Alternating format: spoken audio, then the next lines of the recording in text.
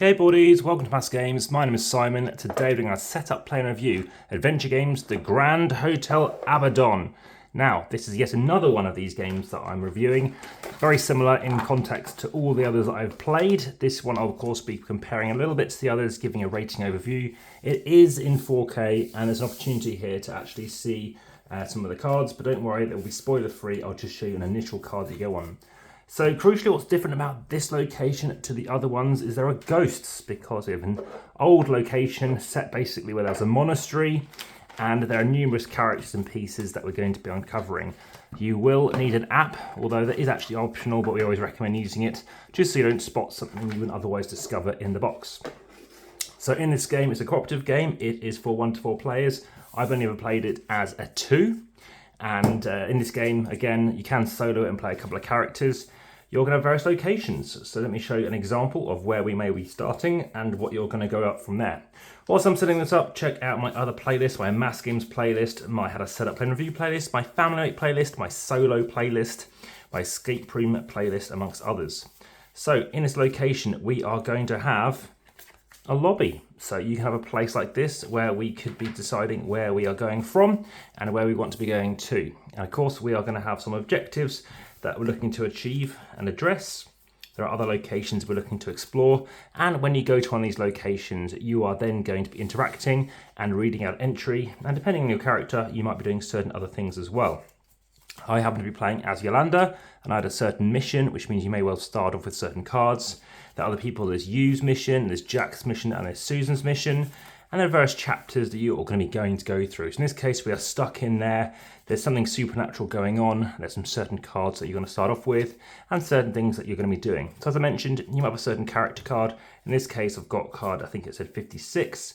So what you're going to be doing is maybe using that location and that key card you might have to maybe type in, say, 55 807, or in this case, you probably want to type it into 704 or 407 in this instance to see, well, can I get through this door? Is this key up there? Is there something like this? To then figure out, do you go up the stairs? Do you go through this door? What's through here? What does this pianola do? Etc.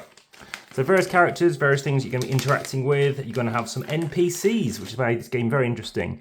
Characters which might appear, of which might want to be in a certain location. You might type in B99 and see what that does. And again, see what they can help you with.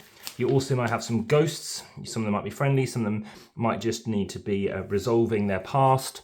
And ultimately, you're trying to then obviously see if you can get out and see what your final score might be. So what do I think of the game? Well, it's over 3 chapters, so it's 90 minutes per chapter. In this game, I would recommend the second chapter as being the best. The first and the third one are quite long. I know my colleague who actually owns this game, it's his copy, happened to really rate the first chapter. Now, I did like the NPCs. I just felt it did drag on a bit. Like I said, I found the second chapter the best. This is also going in my Matthew Dunstan playlist.